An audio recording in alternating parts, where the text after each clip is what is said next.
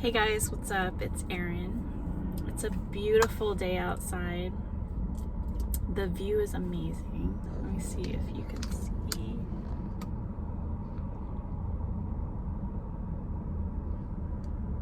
It's amazing out here. So, just wanted to now it's gonna be hard to get it to stay, but hope everybody's doing good out there. I just need to have some time to breathe and look at the beauty of nature and have some clarity in thought and just open up my heart and hopefully receive messages to bring to you all. So a message that I did get was about that the other day when I was talking about redemption, that this was the year of redemption. I have to confess, I didn't even know exactly what that word meant. So after the message that I recorded, I said that, and I said another thing like golden child, and I didn't know what that meant either. So I'm getting these messages from spirit. So sometimes you don't even know what exactly you're saying. And so I looked it up afterwards, and because I said that this is the year of redemption. This is 2022, and this is the year of redemption. And so I looked that up, redemption, or 2022 redemption. And there was a movie that had that title. I haven't watched the movie. I don't really, but the little description of the movie, it was talking about how somebody was going through a lot of pain and suffering through their life, and that they were getting back what they deserved, which was they didn't deserve that. They deserved better. So I think that's what that means, because I literally didn't even know what I was going to be talking about just now. So I didn't research any of it, because that's what I want to do, is come from a place of source. And it's 2:22 right now. Holy crap.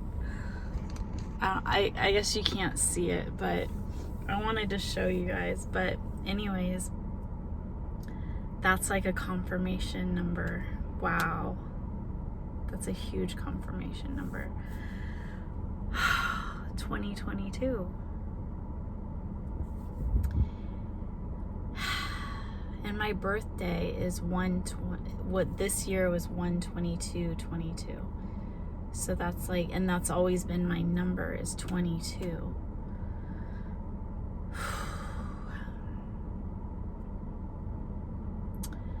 So anyways,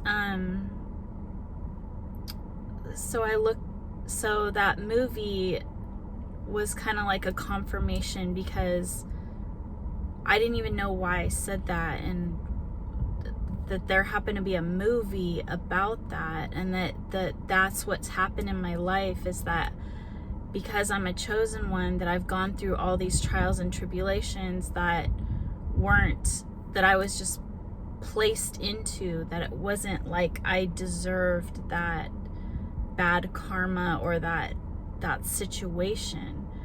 I didn't deserve to go through all that. But the thing is why I went through all that was God's purpose for my mission in life. My purpose and mission in this life was to help others. So by me going through all of these situations that are kind of societal, I was gonna say norms, but it is kind of like normal, not normal things, but it's problems that a lot of us go through. And so I wouldn't say a majority at all. I think, I mean, our concept of society is warped, depending, if you saw my other video, that our little bubble that we're in is different for each and every one of us. So our society is just based on our own little individual bubble of how we grew up and what influences and what things that we observed in our lifetime. And each person has their own individual bubble that of their, perception of society and the world. So it was just confirmation to me. And there was another thing about golden child, and I didn't even know what that exactly meant, because I am new to religion. I'm new to spirituality. Well, kind of, if you've seen my prior videos, go check them out. But I have a background video about my religious background, and it's, I went to private school for a little bit of time because I was forced to, because of the area that we lived in. And then I went with some childhood friends and stuff, but it was because their families were religious. It wasn't because my family was religious. Also, I didn't know that. I just wanted to, clear up anything that I said before. But my grandma always had a cross. I think she wore it all the time, because I really didn't pay attention, but I just know that I believe she had a close relationship with Archangel Michael, if I'm not mistaken, that she had some type of pendant or something that was like an angel pendant that watched over her. And I think she would say that, but as a kid or as a non-religious person, I kind of just didn't really pay attention to it. And she was the only one in our family that had any kind of religious beliefs. And she wasn't vocal about it other than wearing the jewelry. And then if she, it was just very rare that she would ever say anything about her religious beliefs or any kind of reference to that at all. So, but it was clear to us, me and my sister, and because we were the grandkids, my mom's kids, that my mom was really close with my grandparents. But anyways, so I looked up golden child, and golden child is a religious reference of a chosen one that's God's special child that he has favor towards. So when I said that, I literally didn't even know what it was that I was saying, and it literally lined up with what I was saying. I was saying chosen one. I was listing off different, earth angel, chosen one, and then I said golden child. And it just was once I got off of that video and I looked up those phrases, because I was drawn to do that. I had an impulse reaction to do that, and it clarified what I had just said. And also, I would get goosebumps or get itchy when I was saying something that I believe and I know, because I have this intuition, this inner knowing. These gifts are just coming to me strong, more I'm receiving more spiritual gifts as I'm doing this. I've awakened like my heart chakra, my third eye. I'm awakening my gifts, and I'm being told what my gifts are, because God is having me like search things and think of things and listen to other spiritual teachers, and even not even spiritual teachers. Sometimes it's about, there's business people, there's health people that know about different health things. There's people that are inspirational. There's different things that I'm guided to, because whatever I'm interested in is what God is working through me. So however I feel and whatever I want to do is God. So God took me to this park today to share with you guys. He wanted me to tell you this message and to clear up some things. And so I'm just like coming into my own. I'm trying to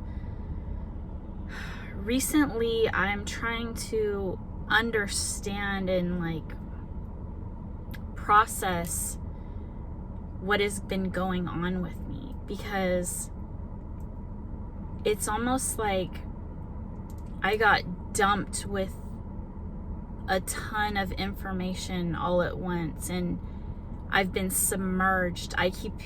That word is like really powerful for me, because it's literally being submerged. Submerged to me is like being underwater, and you're just surrounded by heaviness of the water. Water also signifies emotions. So it's literally like you're being surrounded by heavy emotions, like deep.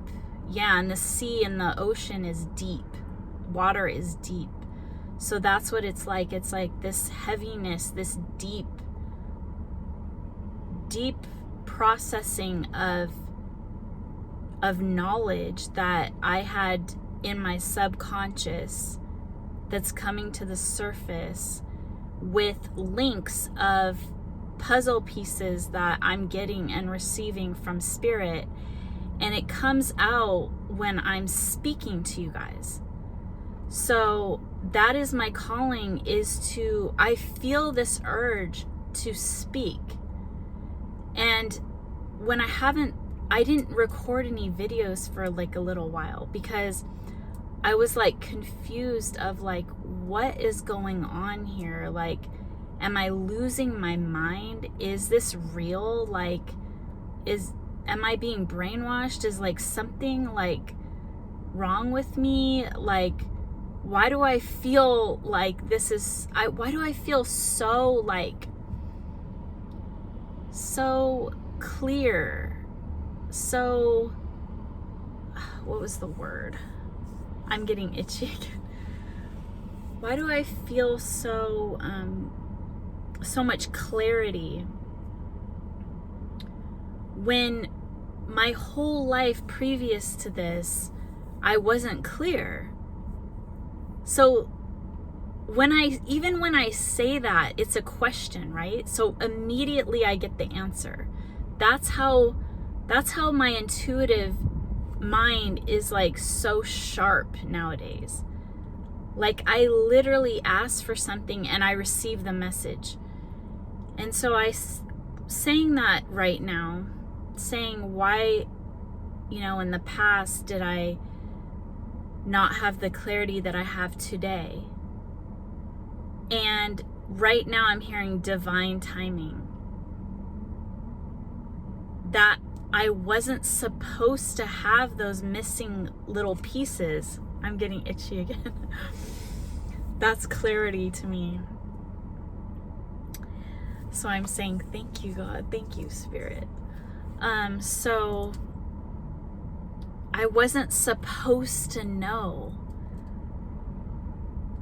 I've gotten so much information and clarity about so much, like I've been saying, and it's just like so amazing to be in this situation, because literally, like, in my lifetime,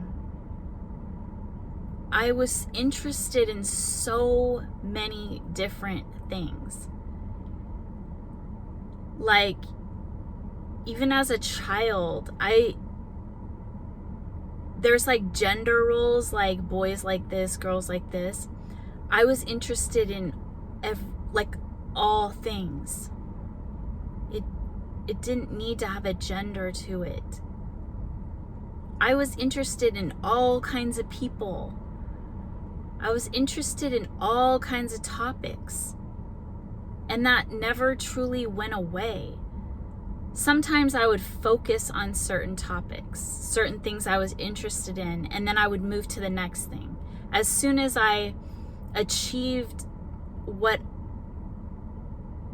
and it's so crazy, because when I'm talking about this, I literally don't even know what I'm going to be talking about until I talk about it. And it just is so clear. When I talk to you guys, I just have so much more clarity. And that's literally confirmation saying this is what I need to be doing. This is what God is telling me to be doing, is to be talking to you guys about it and sharing this. So during my lifetime, I would go from one thing to another. As soon as I mastered that thing or got the information that I needed out of it, I would go on to the next thing.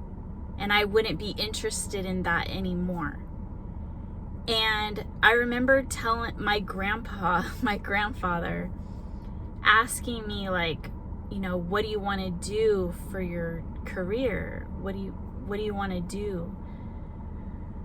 And I'll just tell you guys, this is crazy, but I wanted to be a model. I wanted to be a firefighter and a bodybuilder. This was at a specific point in time. I think I was like 16 or something, or like maybe younger, like maybe 14. I think probably like a freshman in high school. And I knew what that was about. I knew that I had an interest in modeling. And I've always had an interest in modeling.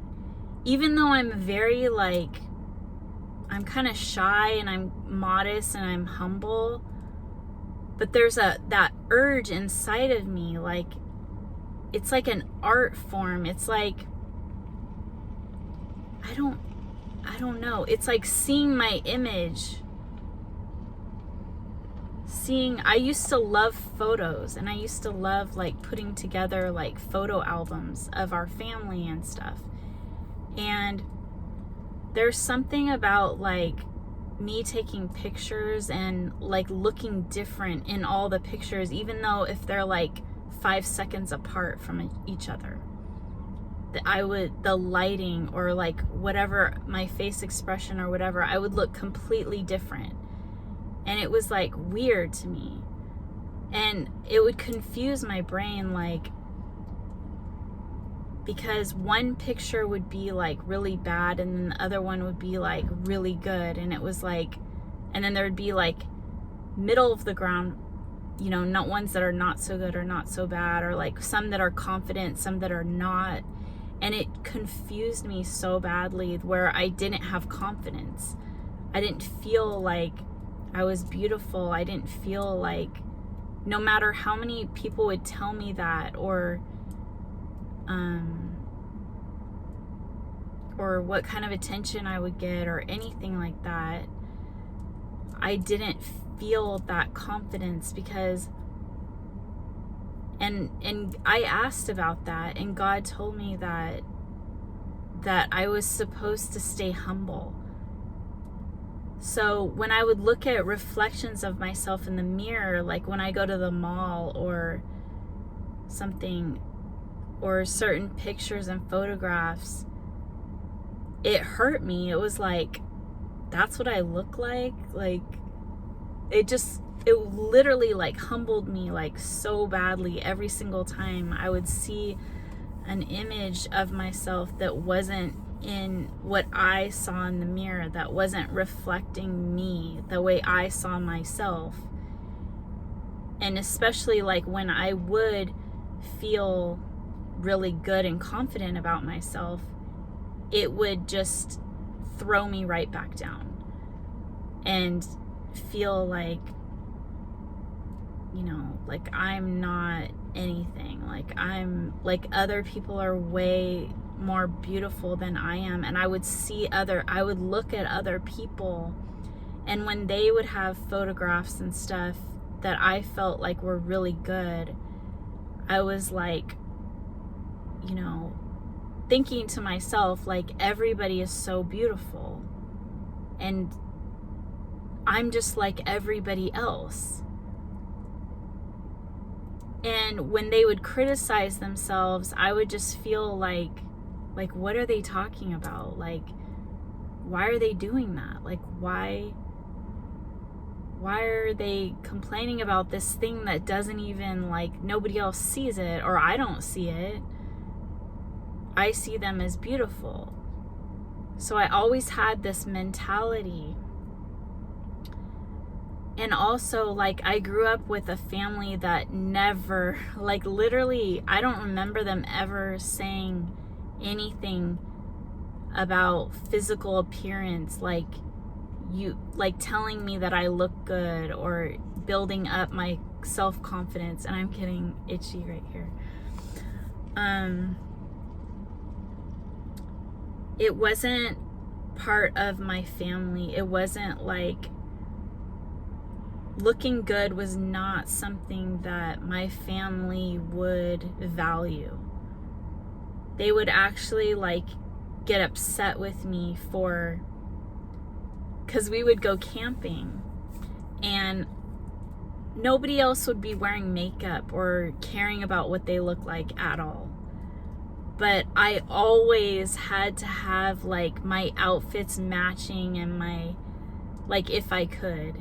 Probably when I was a lot younger, like, I didn't care and I just threw stuff in. But as I got older, like, I had to pick out all my outfits and make sure, like, you know, that, because that's who I was. It wasn't about like anybody else. It wasn't about like, it literally was just feeding my soul. It was like making me feel good. It was making me feel important, I guess. That it just came to me right now. Because I had to feed my own ego. I had to feed my own happiness, my own soul, my own self-love. That's what it was about. And I almost just went like that. Yeah, I had to feed my own self-love because I wasn't getting it from my family. That's what it was. And I had an inner knowing ever since I was very little that that's what I needed to do, and I would follow it because it would make me feel good.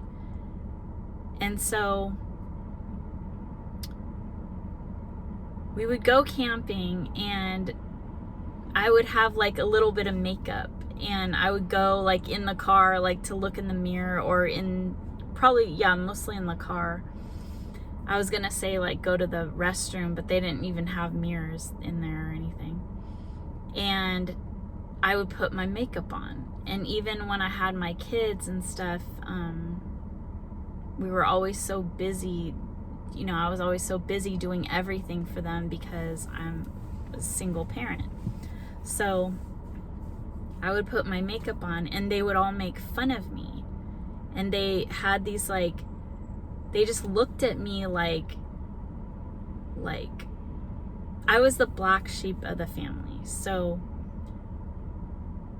the looks that I got from them, the disappointment, the criticism, the judgment was literally so thick in the air. It was like known. Like I knew it from a very young age that I didn't fit in with the family, and I'll go into that in another video, but I did it anyways because that is who I was, and that's what made me feel good. It wasn't about anybody else. I actually went beyond what people wanted. Like I hurt myself to do what I wanted to do at all times. And so I had to fight and claw my way to be myself. So the person that you see today is a freaking fighter. I'm a fighter. I'm a badass, okay? I'm a warrior. I'm a goddess warrior, okay? And so I've had to learn to tone myself down because I shine so bright that people don't like it. They want to dim my light. They want to put me down. They want to harm me because I'm so confident. I'm so strong. I have such creativity, imagination, fortitude, like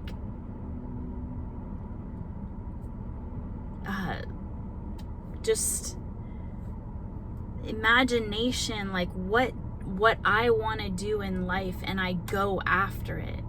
And that intimidates a lot of people because I reflect back on other people what they wish they were like, what they wish they could do. And I didn't know any of this, okay? Like, I'm learning this.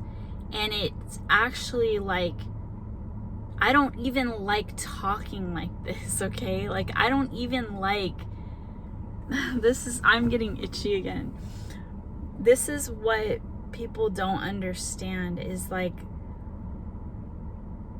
I'm super outgoing. I'm super like social because that's how I used to be.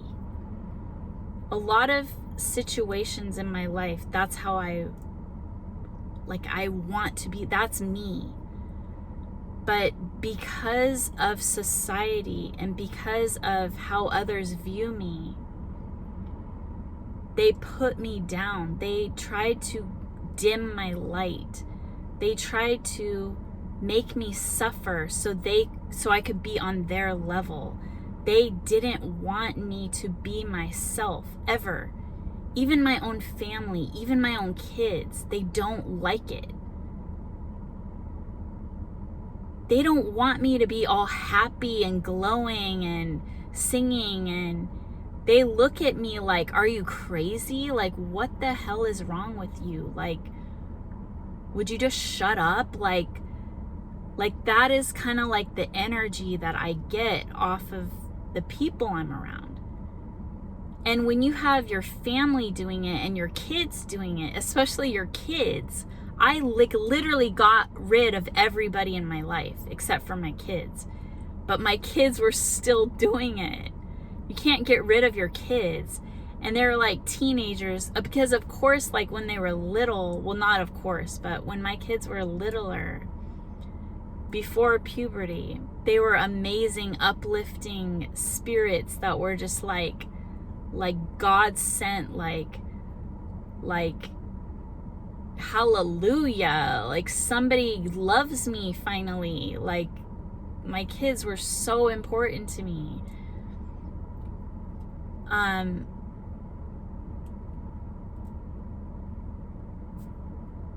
But at the same time, my oldest daughter was 8 years older, and so she was cutting me down at the same time. So it was like I was battling with her tearing me down at the same time as my little ones were loving on me.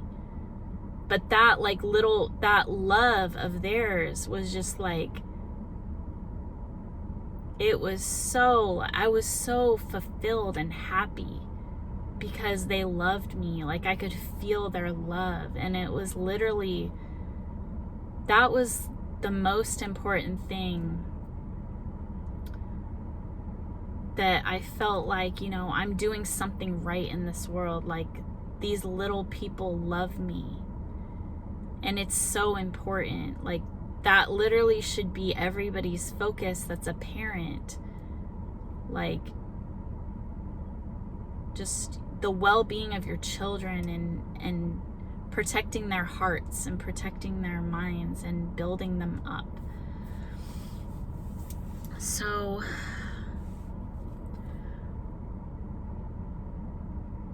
it's a time of reflection right now.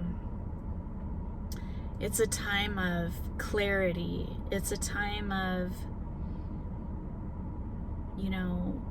going inside and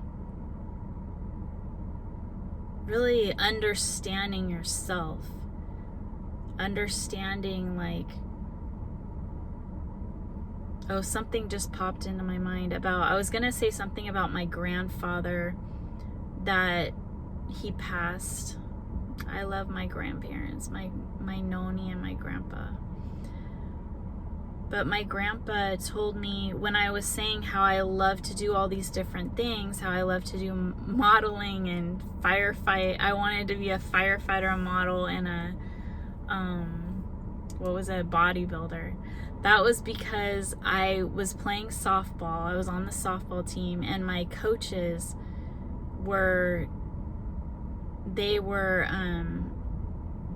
buff guys, these young buff guys that were playing softball, like touring on a softball team, that were really good. And they were also firefighters. And then the older guy was the coach, the older firefighter. And so there was just these two young guys that were like assistant coaches that would come and help out. Or they were the assistant coaches on the team. So I was inspired by them. I thought that was really cool. And so that's why I wanted to do those things. And of course, modeling was just something that I already liked to do, that I was already interested in. And so I actually did join the fire department, and I was an explorer, which is it's through the Boy Scouts of America, and it was a program where you had to wear a full-on uniform with a badge, a metal badge, and a full-on uniform, head to toe. And you would go to the fire department, and you would learn about, they would show you, like, okay, this is all the equipment in the fire truck, and how it's used, and talk about it. And then we would go on the fire truck, and they would show us, like, okay, this is what we do as like a routine maintenance kind of thing. Like, go to up in the mountains. We went up in the mountains, and they would go to these remote fire hydrants, and they would let some water out so the rust would get out, and they were easy to open. And I was just like fascinated by like different things like that.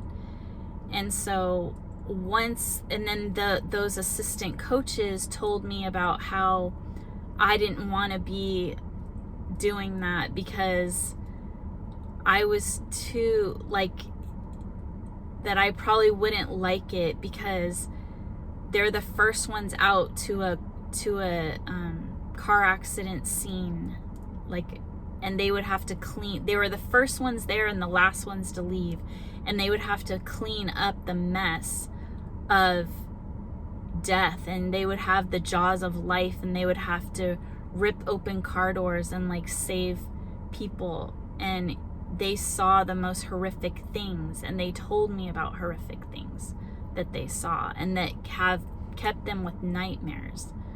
So right after that, I was like, okay, like I don't want to be that. And so I was like, okay, that I'm done. And then the bodybuilder thing, like I knew that people took like Barry Bonds. I liked Barry Bonds growing up. I liked baseball a lot.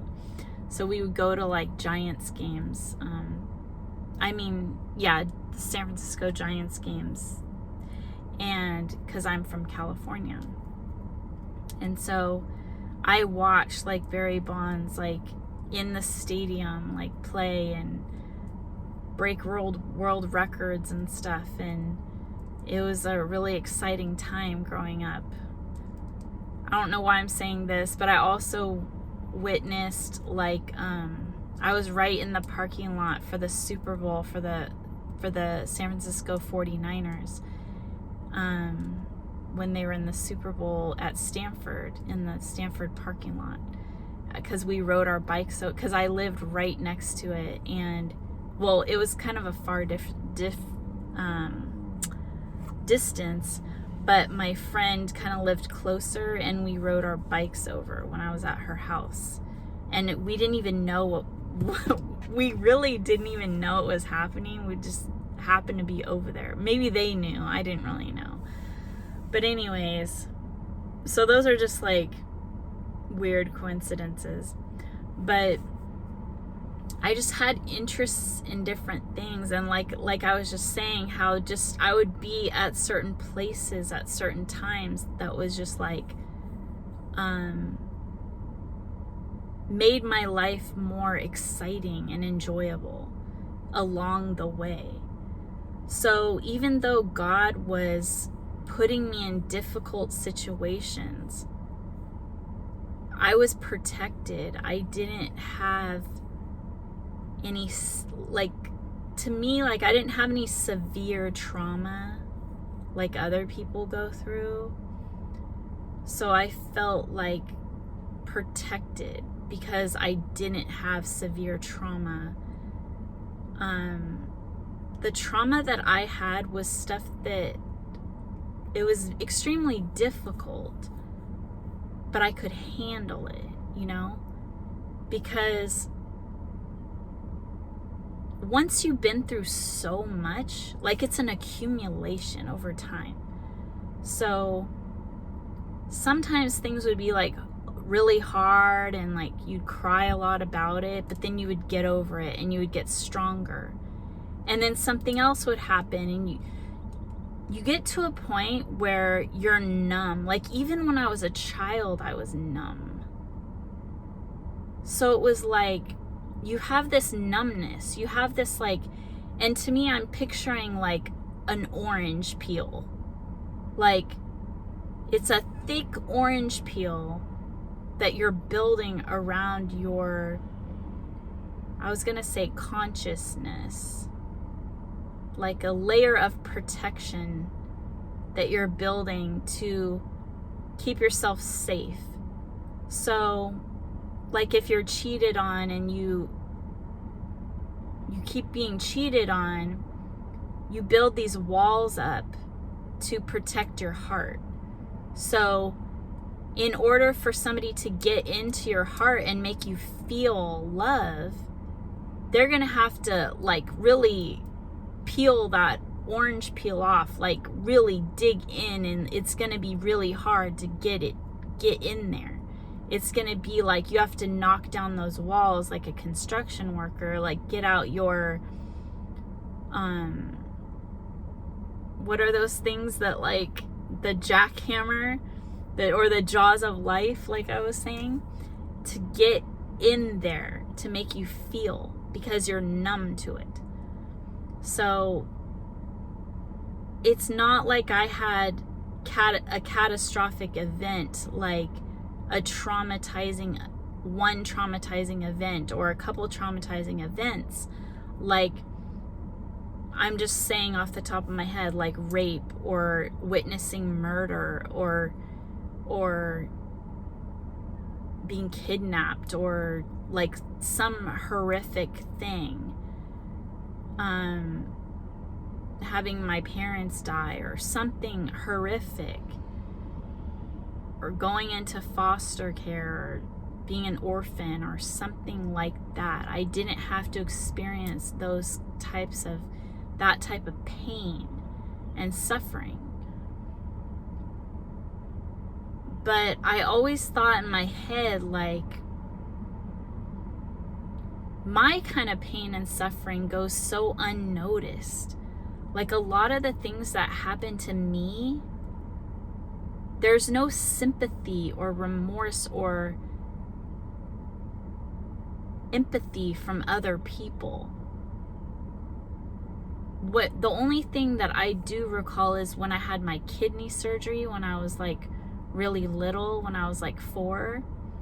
I remember getting so much love and attention from the nurses because my mom worked there, my grandma worked there at that hospital, and people would just be coming in the door giving me gifts of flowers and like stuffed animals and things and making me really happy and smile, and they would, try to cheer me up and like do funny things or say nice things, and they were so loving and kind.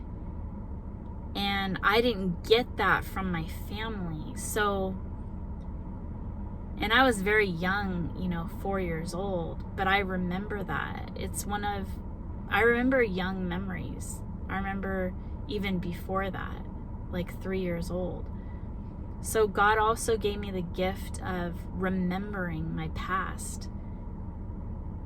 My past, the reason why I remembered my past so much is because I was in solitude a lot, and solitude is what awakens you. It enlightens you. It makes you aware, and it makes you think and process your thoughts and recall situations and develop more meaning to them. So I always was an overthinker. I would always like recall situations in my mind over and over and over again. So I believe that's why I have such a great memory, is because of so much solitude. And I mean, my family members were like not neglecting me so much where it was like you need to call Child Protective Services or anything like that. But it was an extreme amount. But it wasn't like, it was on the verge of being neglectful. So it wasn't like purposeful neglect, if that makes any sense. Because there's a difference between an intentional neglect of a child, which I'm recalling right now that I did have some of those.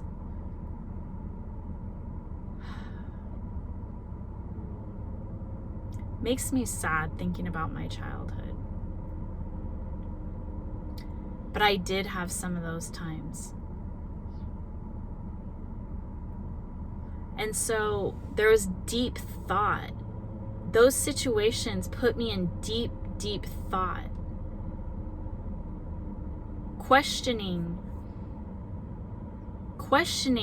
my caregivers, questioning authority, questioning myself,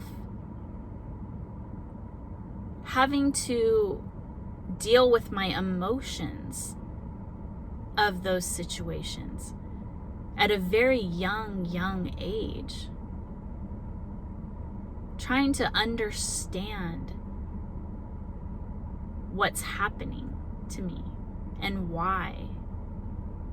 And viewing the outside world differently at a very young age, when I knew that what I was being told or what was being done to me wasn't right. So you grow up really fast and you look at the world completely differently, because you're like looking around at other kids and you're like you just know that they're not going through what you're going through. You know that because you're different. You know that the way that you act and the way that you're viewing life is different than other kids.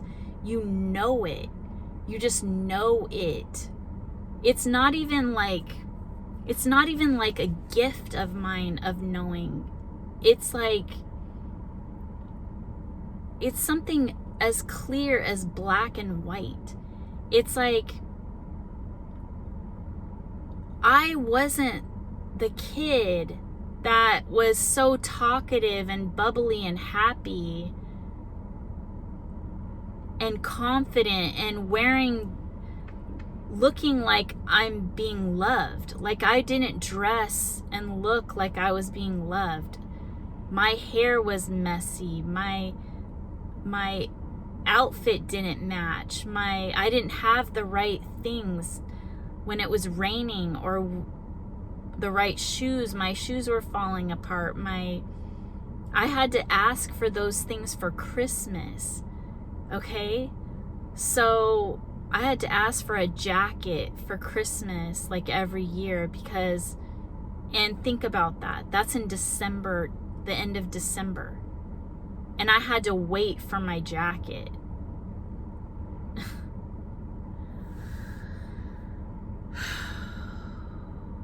That's like disturbing to me.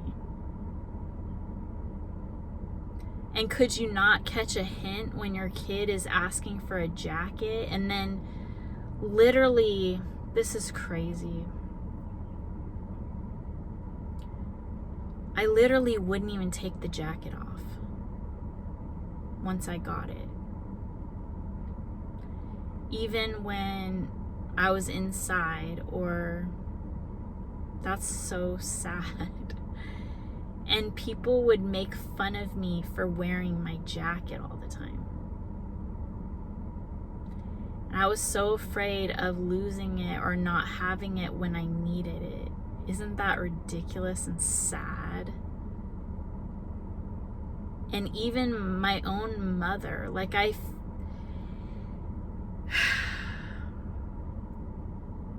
I just hear her laughing at me all the time.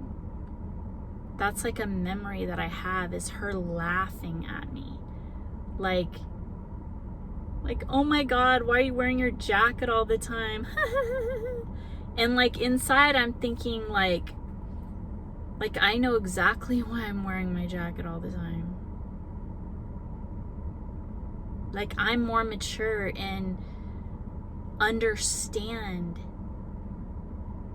what's going on here more than my mother does, more than any of my family members do.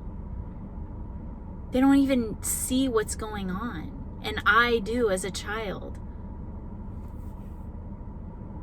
It was such like a separation. It was so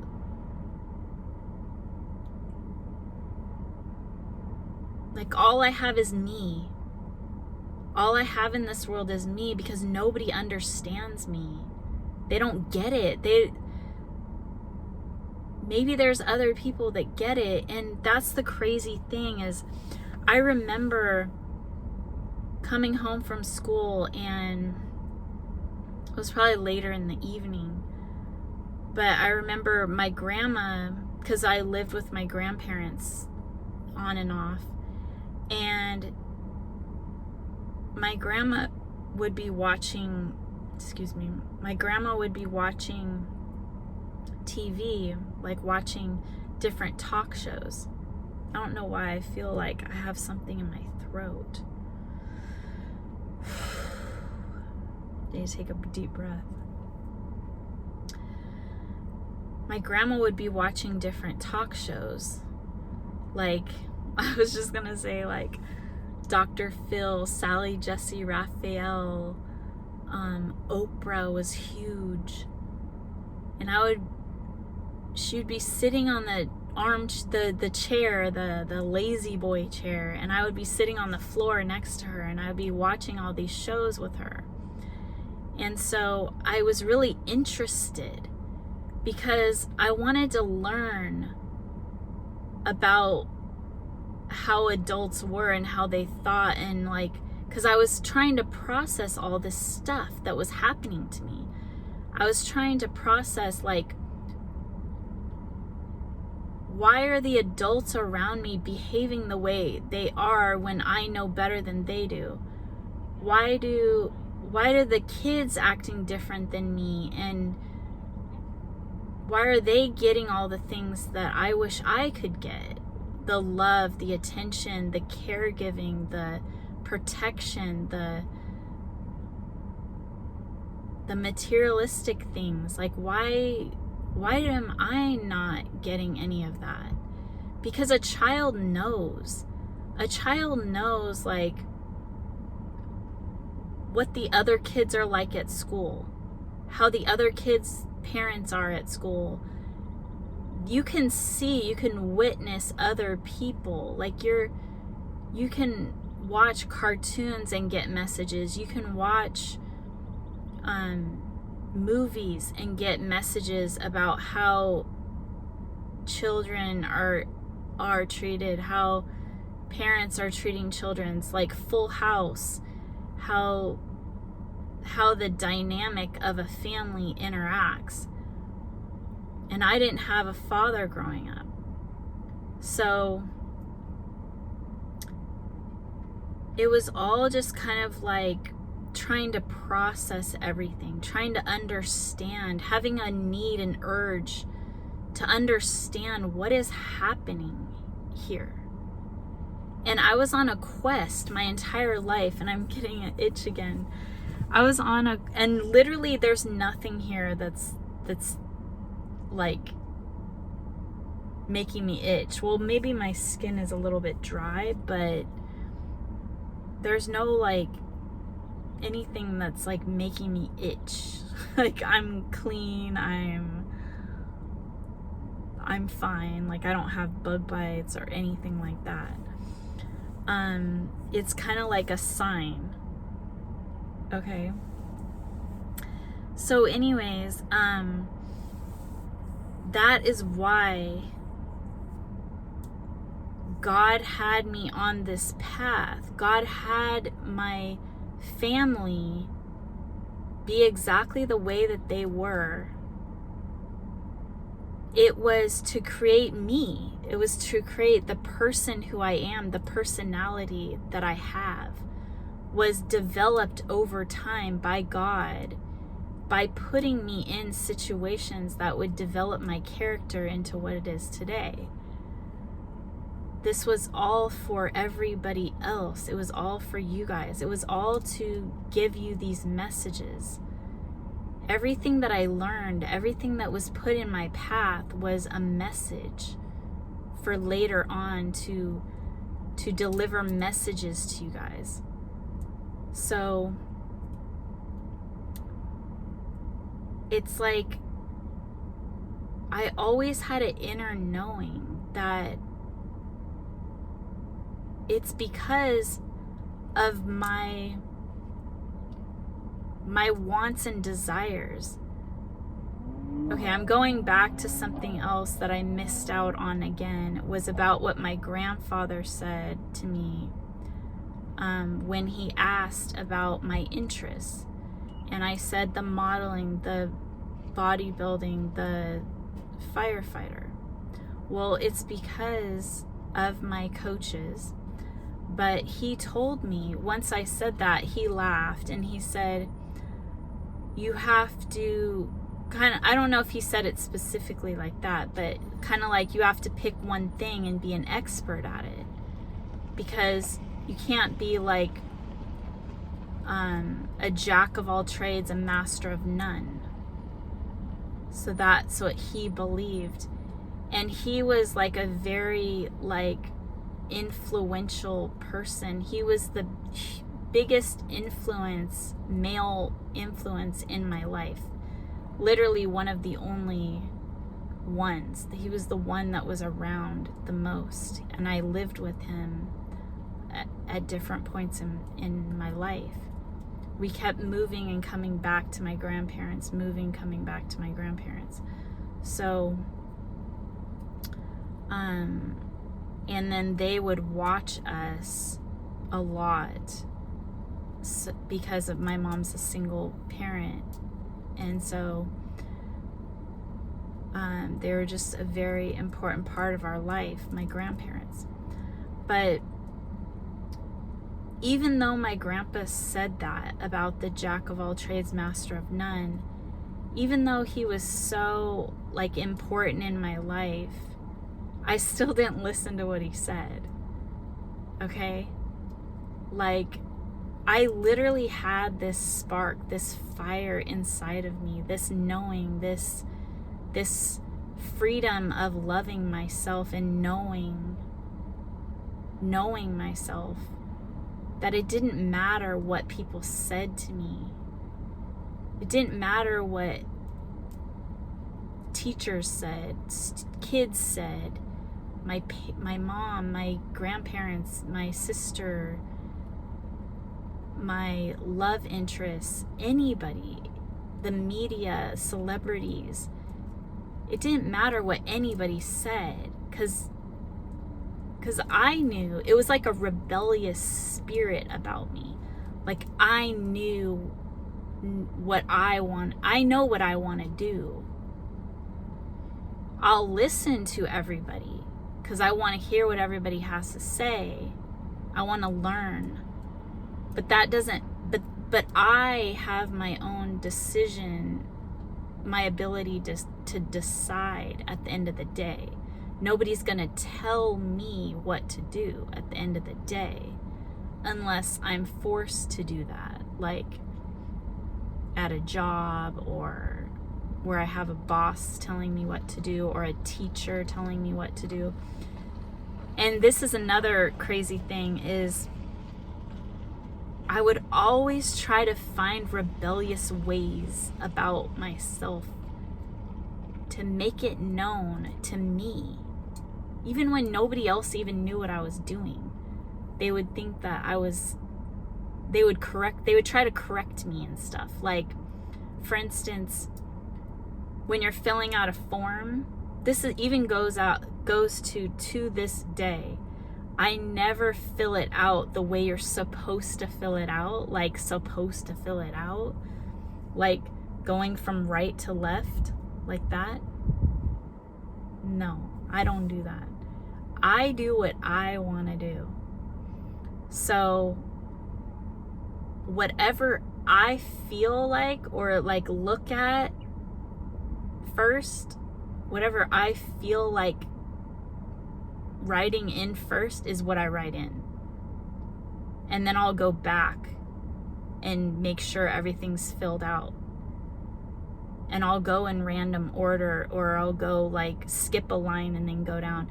And if there's another adult around, they always try to tell me what I missed.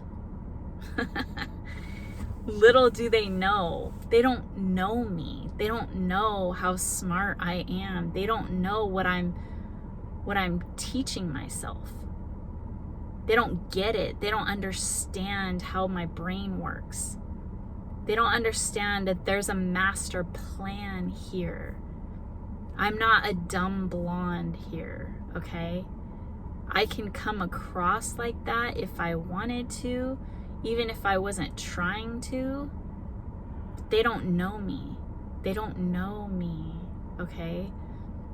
I'm very strategic or methodical, or it's not even like I'm trying to do it though. I just know that there's a source within me that's guiding me. And those are tactics that you learn thinking back on it. Like, I can think back on, like, or ask myself, why do I do that? And I know the answer. It is to train me to be a badass, to be a warrior, to be a fighter. And I'll never let it go. It's who I am.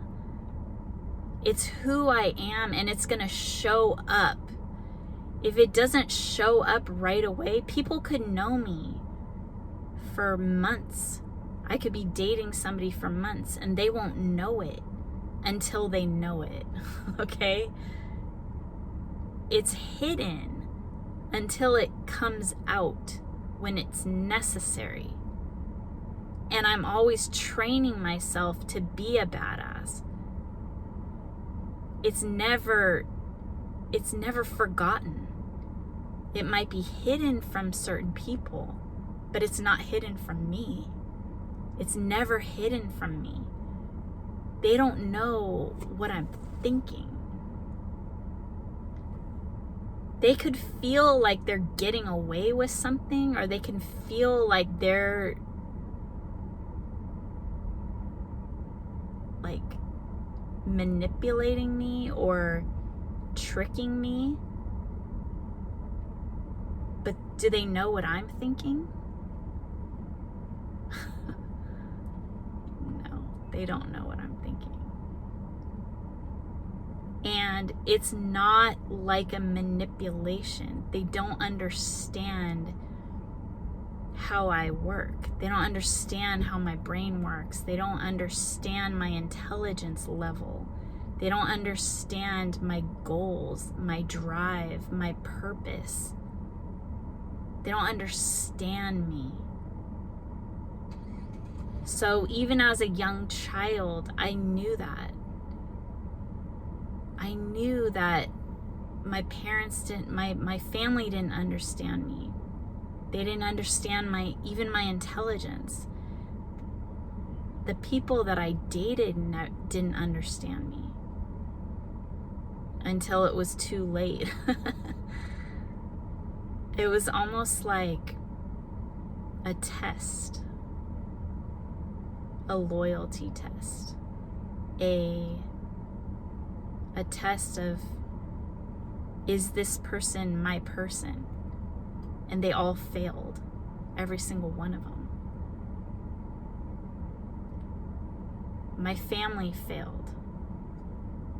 The loyalty, the love failed. Now my grandparents, that's something that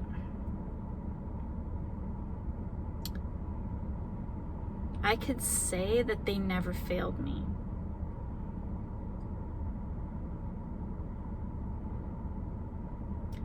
According to other people, they might have failed me, but not according to me and my heart. They didn't say I love you. They didn't hug me. They didn't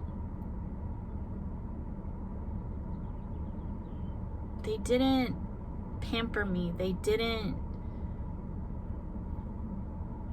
spoil me. But I felt their love.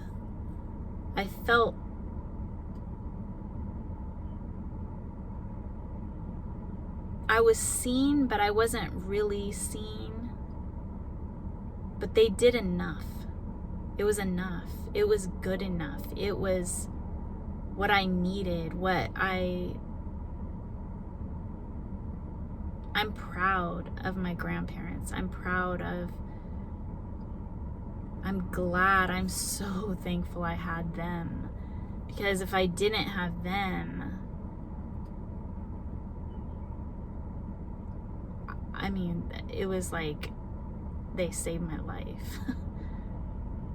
That's how thankful I am to them. The thing about it, I didn't feel really loved by them, but I knew they loved me.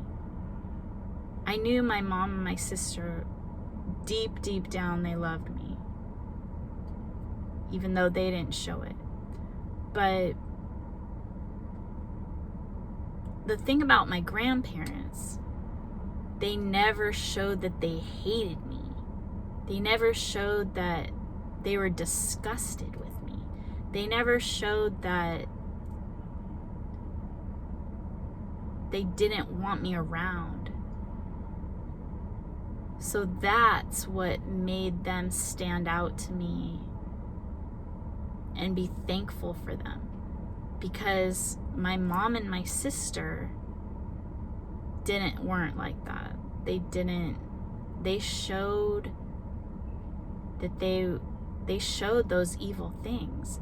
They showed that they didn't want me around, that they didn't care about me, that they didn't love me, that they didn't respect me. They judged me. They criticized me.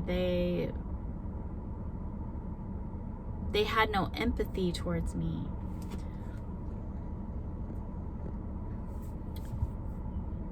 But deep down, I know that they do love me because I'm a family member, basically. And that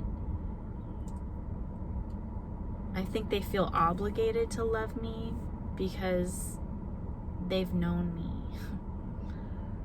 Just sad. But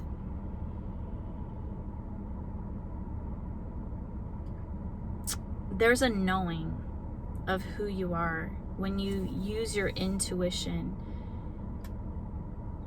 You know who you are. You know, you look at things differently. My mind was created by God. What I was taught along my life path was to train my brain to think a certain way, to react to situations a certain way, to build up my character, my morals, my strength, my determination, my fortitude, my ambition, my thirst for knowledge, my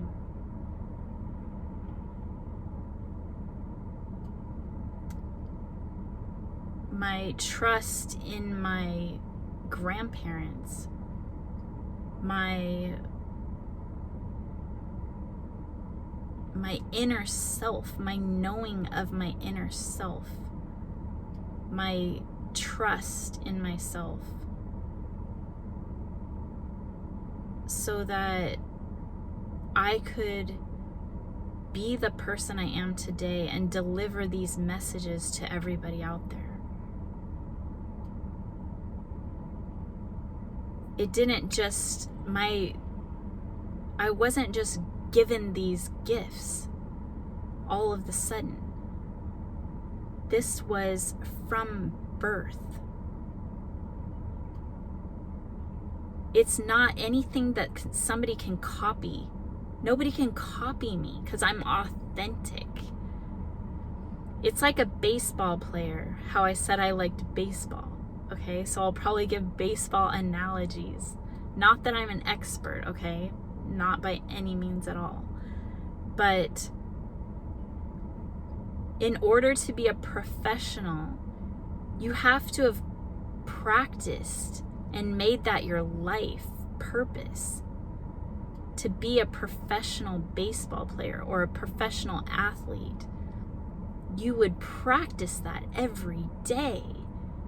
You lived and breathed that talent, that you had to create that talent, and nobody can come and step in your place that hasn't done that same thing. Even if they have, they're not going to be you. And that gives you a great sense of confidence, a great sense of self, a great sense of awareness, a great sense of protection, because somebody can't come in and just copy you. Nobody can do what I can do. God is telling me that. There's no competition out there. Nobody can be you. So when you're going on your life's purpose, your life's path that God created, your inner self, your intuition, your inner self guides you along this path, you gain confidence. You gain strength. You feel protected because nobody else is you. It's like a double, triple protection. And it's awesome. It's an awesome feeling. Nobody can be Barry Bonds, okay? He was outcasted by society, but nobody can be him. Nobody could just come in and take his place, even though they tried. I mean, illegal substances, we don't know, but other guys were doing that too. But he had greats surrounding him, great coaches and teachers and lineage behind him, ancestors. And he took it pretty well, all of his adversity. And I gained inspiration from him. And I felt bad for him. I felt empathy. Because we don't truly know his heart. We don't truly know what's inside of him. We don't know what God had for him in his life's path. I didn't really research it. I didn't really know, but I just kind of like have an inner guidance that's telling me about things. So this is extremely long, but I feel like this message had to get out, and hopefully this can be an understanding of this idea of self and how powerful that is to follow your intuition, to be that professional you. And it comes from a child. It comes from years of development and growth to become your best self. And I'm now experiencing that purpose.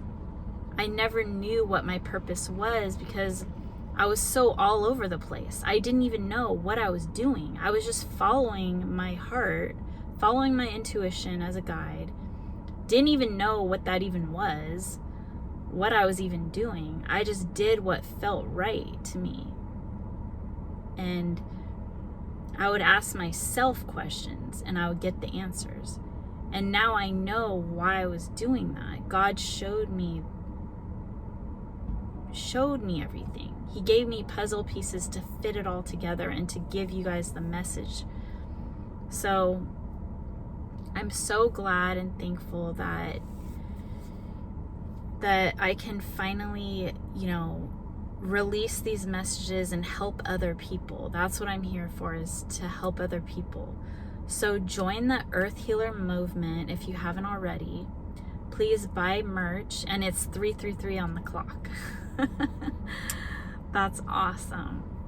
So it's just weird when you're not looking at the clock ever, and then you look at it and there's some like angel number right there to tell you.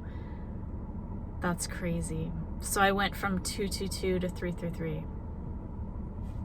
Oh, excuse me.